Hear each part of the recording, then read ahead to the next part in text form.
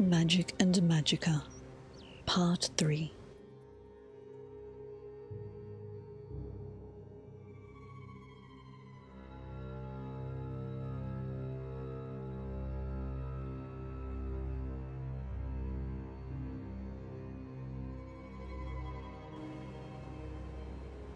Reality and other falsehoods. It is easy to confuse illusion and alteration. Both schools of magic attempt to create what is not there. The difference is in the rules of nature. Illusion is not bound by them, while alteration is. This may seem to indicate that alteration is the weaker of the two, but this is not true. Alteration creates a reality that is recognized by everyone. Illusion's reality is only in the mind of the caster and the target. To master alteration, first accept that reality is falsehood. There is no such thing.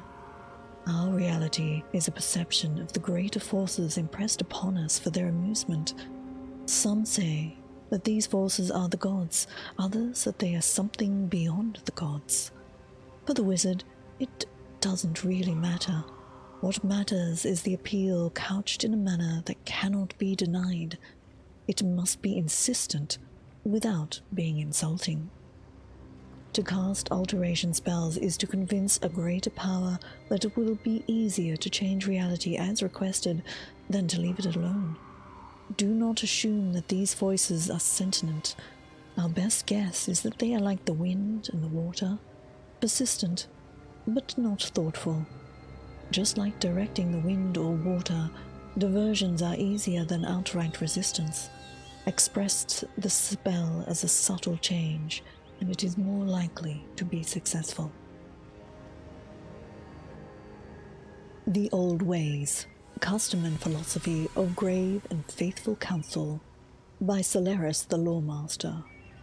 We who know the old ways are well aware of the existence of a spiritual world invisible to the unenlightened. Just as one living in a kingdom but unaware of the political machinations underneath may see a new tax or battle preparation as the caprices of fortune, many observe floods, famine, and madness with helpless incomprehension. This is deplorable. As the great Sulin Darhazian moaned, the power of ignorance can shatter ebony like glass. What, after all, is the origin of these spiritual forces that move the invisible strings of Mundus? Any neophyte of Artaeum knows that these spirits are our ancestors, and that, while living, they too were bewildered by the spirits of their ancestors, and so on, back to the original Archaea. The Daedran gods whom the common people turn are no more than the spirits of superior men and women whose power and passion granted them a great influence in the afterworld. Certainly, this is our truth and our religion, but how does it help us in our sacred duty of self-esme, or providing grave and faithful counsel to lesser men?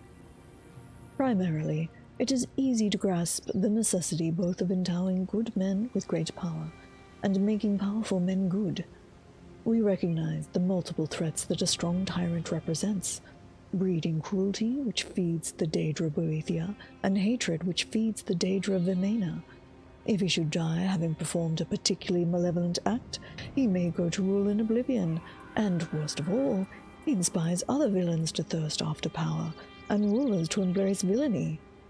Knowing this, we have developed patience in our dealings with such despots. They should be crippled, humiliated, impoverished, imprisoned. Other counselors may advocate assassination or warfare, which, aside from its spiritual insignificance, is expensive and likely to inflict at least as much pain on the innocents as the brutish dictator. No, we are intelligence gatherers, dignified diplomats, not revolutionaries. How then are our counselors faithful? We are faithful only to the old ways. It is essential always to remember the spiritual world while keeping our eyes open to the physical one. Performing the rites of Moita on the 2nd of Hearthfire and the Vigid on the 1st of Second Seed are essential means of empowering statutory spirits and debilitating unclean ones. How, then, are counselors faithful? We are faithful only to the old ways. It is essential always to remember the spiritual world while keeping our eyes open on the physical one. Performing the rites of Moita on the 2nd of Hearthfire and the Vigilid on the 1st of Second Seed are essential means of empowering statutory spirits and debilitating unclean ones. How, then, are we at once faithful to those who we counsel and to the Isle of Ateum? Perhaps the sage Tarehe said it best. In Mundus, conflict and disparity are what bring change, and change is the most sacred of the 11 forces. Change is the force without focus or origin. It is the duty of the disciplined Psijic, the enlightened one, to dilute the change where it brings greed, gluttony, sloth, ignorance, prejudice, cruelty. Here Tarehe lists the rest of the 111 prodigiales, and to encourage change where it brings excellence, beauty, happiness, and enlightenment. As such, the faithful council has but one master, their mind.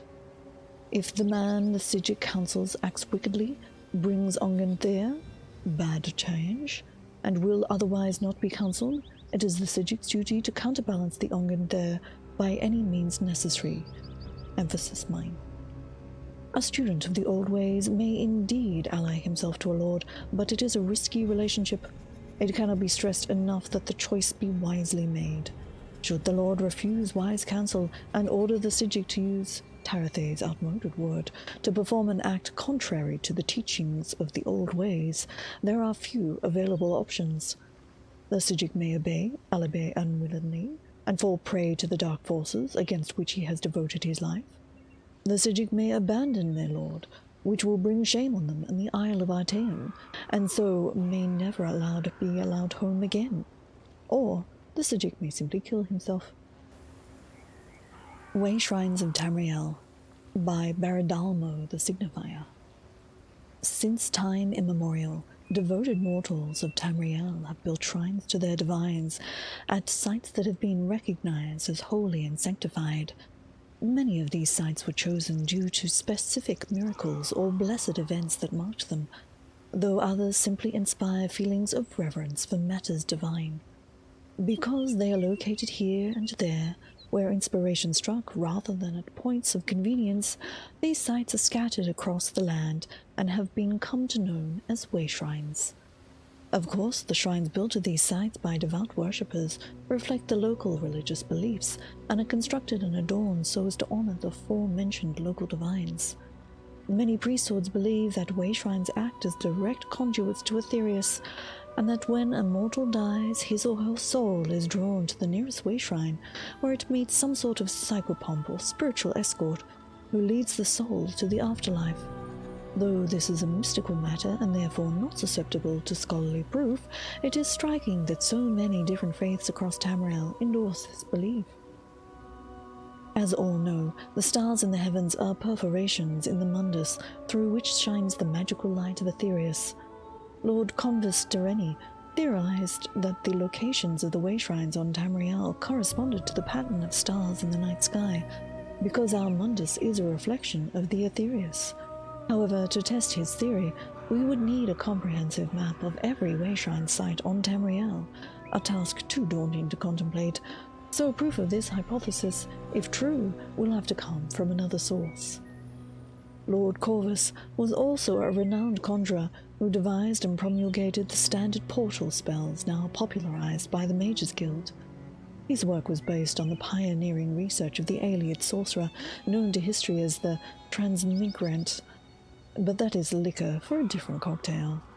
Corvus theorized that, if only one knew how, the way shrines could be used as a permanent portal network by which one could travel rapidly across Tamriel.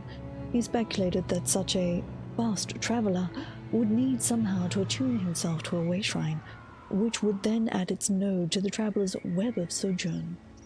However, in order to learn how to do this, the great Dereni wizard believed the mortal's soul would have to be temporarily or permanently unmoored from the mundus.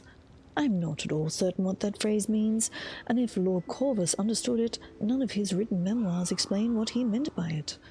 Based on my studies of the notebooks left behind Lord Corvus's workshop in the Durrani Tower, proof and implementation of this theory eluded him, and eventually he abandoned it to return to perfecting variations on Coron's peremptory summons. I hope you've been enjoying these lore readings, and if you have, please do consider subscribing to the channel. Thanks for watching.